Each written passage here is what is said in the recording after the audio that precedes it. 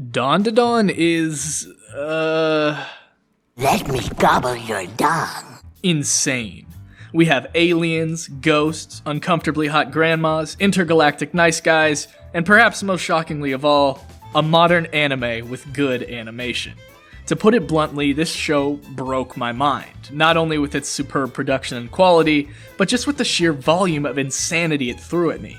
That being said, this show is not simply inane and pointlessly crazy, as just beneath the surface lies a surprisingly beautiful love story and character dynamic which acts as the core of this series' appeal for me. So what's this dynamic all about? What makes this show so unique? And what makes it so mind-blowing? Well, if you want timestamps to see any of these particular questions answered on their own, feel free to scroll down, hit that subscribe button, scroll back up, and watch the whole video because I'm not adding timestamps.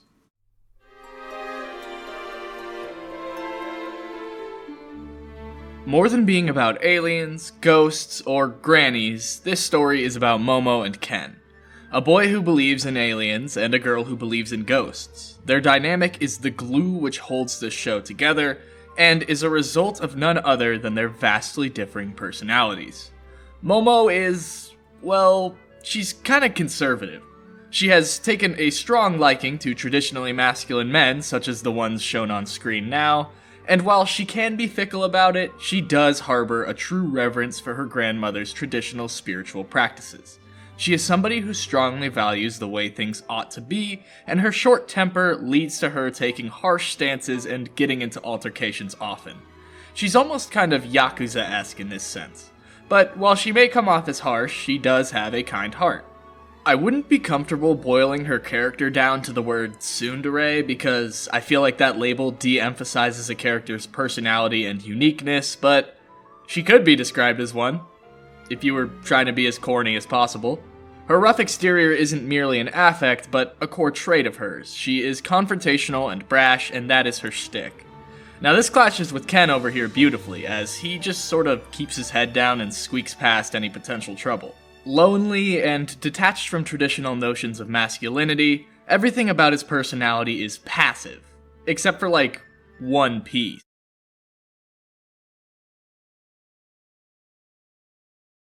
His belief in aliens. While Momo defends the existence of ghosts to protect the name of those she cares about, Ken defends the idea of aliens to cope with his crippling loneliness in the hopes that there may be somebody else out there. I feel you, man.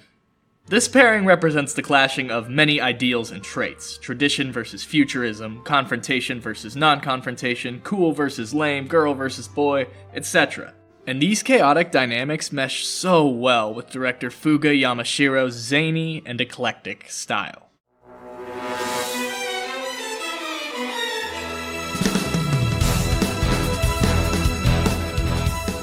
Yamashiro is a film buff who blends myriad genres, shots, aesthetics, and ideas all into one product. Several scenes from this anime are actually references to various old films, and with sci-fi, horror, action, romance, and comedy all being featured within just one episode at times, you, as the viewer, can really feel the same sense of shock and informational overload as the characters.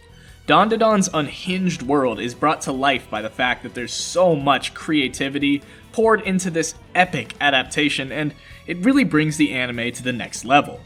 Such a chaotic landscape paves the way for some of the series' main themes to start shining through as well, most notably its focus on the endlessly daunting, confusing nature of the world.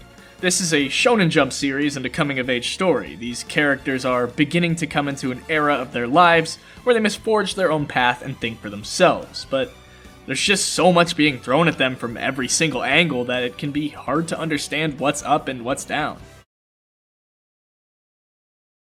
A day of reckoning is coming, and it's closer than you think. Your only hope for solace is to buy Anime Sports Drink. Let me tell you guys about this new drink right here, folks. Anime is the best drink on the market. Buy it now or suffer the consequences. And remember, I like my drink juicy, bruh. The world has always been complicated to parse, but nowadays, with social media and advertising seemingly bent on overstimulating our brains into mush, it's easy to become lost in the sheer information of it all. And this is especially true when you're first developing your views on life and the world around you. Similarly to anime like Fooly Cooly, I believe that as a coming-of-age story, Dandadan highlights this perplexing time we all experience in our lives.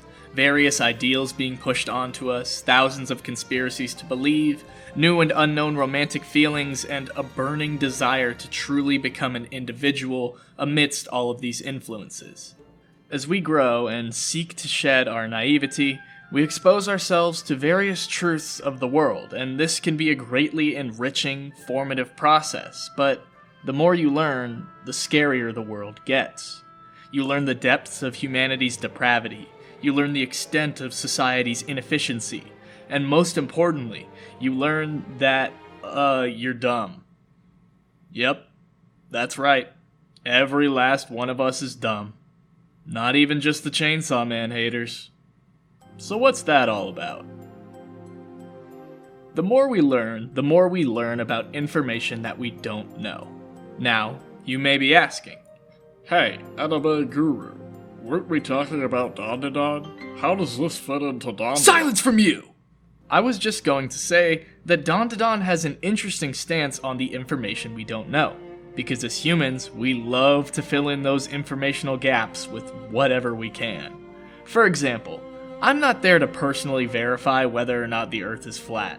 I can't say for certain that the pictures of round Earth aren't merely doctored, but the Herculean amount of combined effort from world leaders it would cause to keep it well kept makes it unfathomably dubious to me. Still though, as I'm not there to personally verify it, there is a leap in logic I technically have to take to get to this conclusion. And it's through that gap, conspiracy theory seeps in. Because conspiracy theory is something we all seem to falter to. I hear a lot of boxers do weird things during camp. What? I've heard like Tyson Fury Said he eats off 7 times a day. What? Despite being dead set in his beliefs, Ken had never seen an alien by the beginning of the series. He was just so lonely that he wanted to believe there was someone else out there. He needed to believe it. He didn't require evidence because there's nothing outright scientifically denying it, yet he quickly hand-waved the existence of ghosts as foolish and unfounded because he doesn't really care about tradition and that sphere of the supernatural. Basically, behind all of his logic and UFO sightings is the very simple fact that it's what he wants to believe.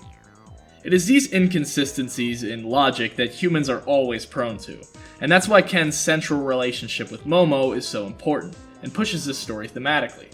We as humans are just so bad at thinking logically. Between confirmation bias, snow bunny mind control, conspiracy theory, and myriad other ways our brains often lead us astray, it becomes apparent that we must surround ourselves with people who will check us. You need a Momo to your Ken to show you other ways of thinking. There are so many perspectives to consider, and only through engaging with these other views can we have a real shot at deciphering this world's intricate issues. Momo and Ken bring out the best in each other despite being so different, and that's what makes their dynamic so compelling. They push each other towards the truth, and that's beautiful. Aww.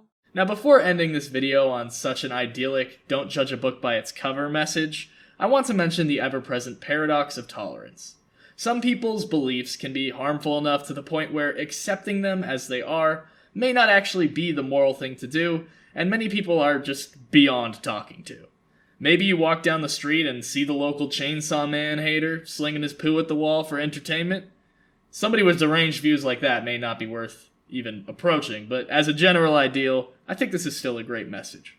As confident in our theories and notions of how the world works as we are, it's pretty arrogant to think we alone could possibly understand it all when it's just so bizarre. And I believe that's what Dandadan's about. I don't believe it promotes the idea of everything is, like, subjective, man. Just let people have their thoughts and move on. More so that it encourages disparate types of people with diverse experiences to come together and work towards their common goals. Only through this, and maybe through liking and subscribing to the channel, do we have a chance at conquering this deranged, nonsensical world. Thank you to Funky Boy, Trey, Sumgoon, Ev, Aesop, Karta, Artemis Locke, and Hermit's Nook. Buy anime drink!